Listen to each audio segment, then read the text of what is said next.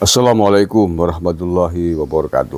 Saudara-saudaraku yang saya cintai, saya banggakan, bertemu lagi dengan saya Agus Semar dari lereng Gunung Selamet di Banyumas, Jawa Tengah. Hari ini hari Selasa 5 Maret 2024.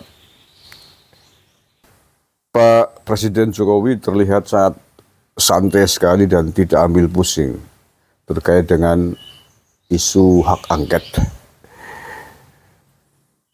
Di antaranya ini yang saya baca di media Indonesia, ya.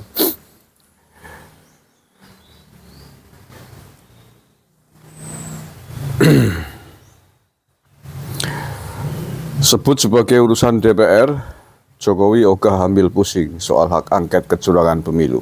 Saya baca dulu ya beritanya. Presiden Jokowi ogah ambil pusing dengan persoalan hak angket terkait kecurangan pemilu 2024. Hal tersebut menjadi ranah DPR. Itu urusan DPR, ujar Presiden Jokowi di Lanut Halim Perdana Kusuma, Jakarta Timur pada hari Senin kemarin. Presiden tidak menanggapi jauh ikhwal hak angket yang dapat terrealisasikan usai DPR reses pada hari Selasa 5 Maret kemarin. Kepala negara meminta hal tersebut ditanyakan langsung ke DPR. Silahkan tanya ke DPR, kata Pak Jokowi. Oke ya.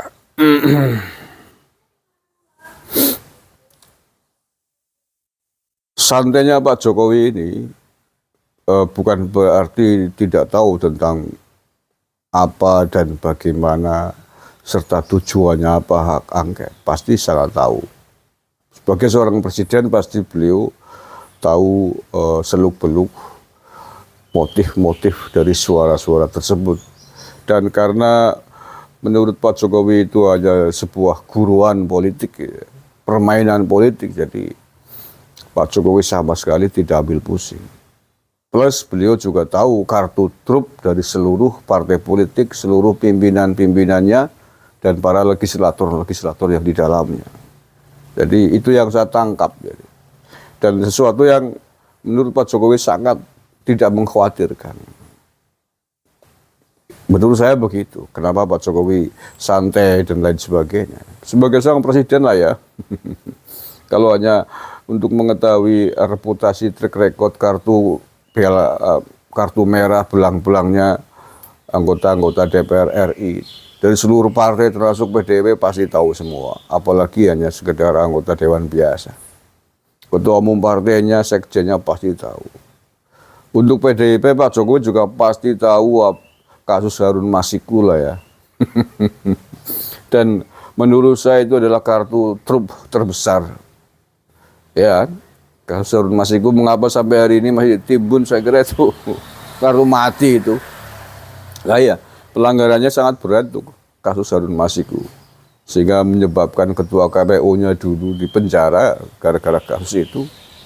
Ya, tahu kan kasus Harun Masiku itu anggota PDIP yang dipaksakan masuk menjadi anggota DPR RI dalam proses PAW, padahal nomor urutnya di bawah tiba-tiba ditandatangani oleh elit partainya yang bertanda tangan seorang di PAW mengganti PAW di tingkat level DPR RI siapa sih kalau bukan ketua umum dan sekjennya, kan begitu. Itu aturannya kan begitu. Kita semua tahu kan sekjen PDIP siapa, ketua PDIP siapa. Nah iya. Nah itu. Artinya kan itu contoh saja lah ya, contoh kecil gitu. Kemudian saudara-saudaraku yang saya cintai, saya banggakan, hak angket tidak lebih adalah sebuah upaya yang ingin mengganggu, melawan 75 juta pemilihnya Pak Prabowo hari ini. Ya, apakah 200 atau 300 gelintir anggota DPR RI di Jakarta punya nyali untuk melawan hak angket terbesar, hak angket yang telah diputuskan oleh rakyat Indonesia, oleh 75 juta jiwa pemilih Setidaknya hari ini. Setidaknya dalam detik hari ini sebanyak atau yang sudah diinput oleh KPU 80% dari total pemilih di Pilpres kemarin. Jadi hak angket ini adalah upaya segelintir politikus-politikus gagal yang dimotori oleh capres gagal yang ingin mengganggu, melawan, menganulir 75 juta rakyat Indonesia yang telah membuat keputusan lebih dari hak angket. Pesta demokrasi terbesar 14 Februari kemarin telah menjatuhkan pilihan kepada pasangan 02 Prabowo Gibran. Jadi Ganjar Pranowo ini calon presiden gagal yang tidak merasa gagal, calon presiden kalah yang tidak mengakui kekalahan. Tidak merasa dirinya hanya didukung oleh 16% suara. Pak Ganjar, sadar diri Anda. Anda hanya dipilih oleh 16% penduduk pemilih Indonesia ini.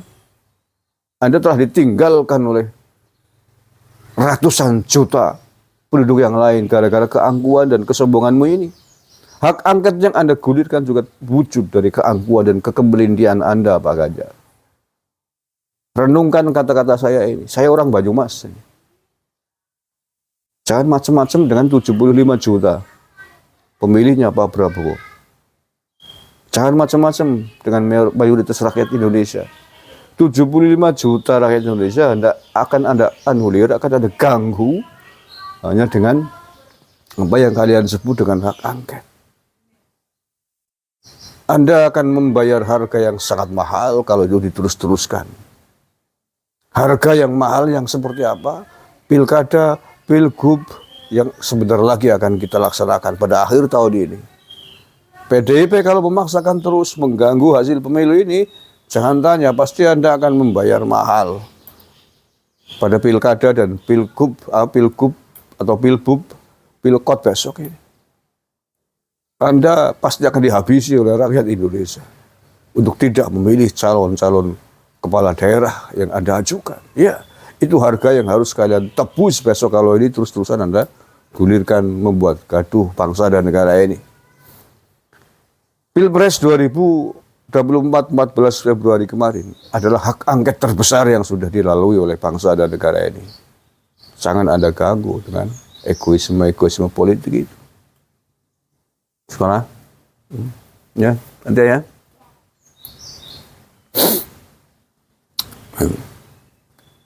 Anak urakil mau sekolah. Ini pagi-pagi saya ambil berita ini ya. Biasanya saya tidak tidur semalaman, tapi tadi malam nggak tahu tiba-tiba capek, nggak sengaja tidur. Alhamdulillah. Sampai di mana tadi? Sampai lupa. Bismillahirrahmanirrahim.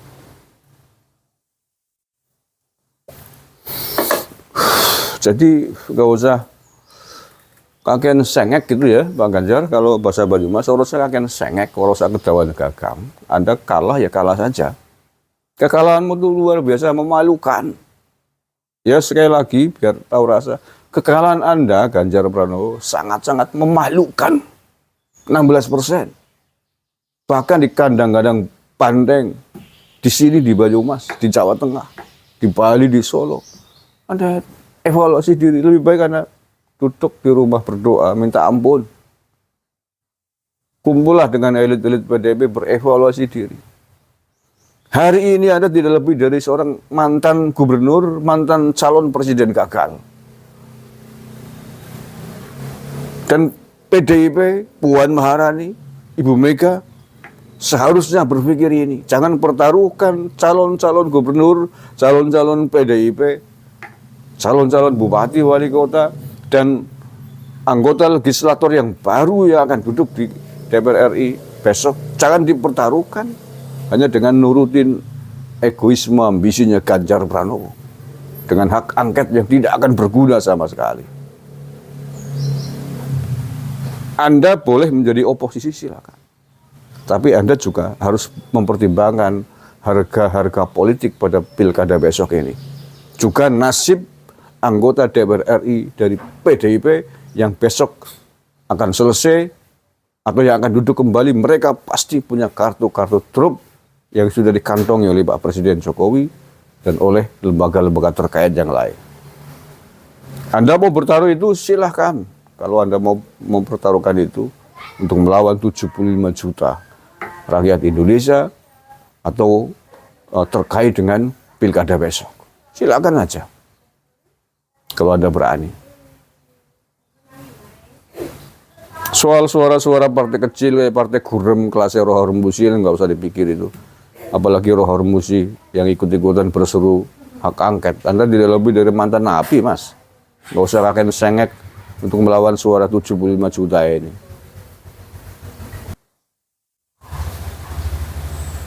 Terima kasih.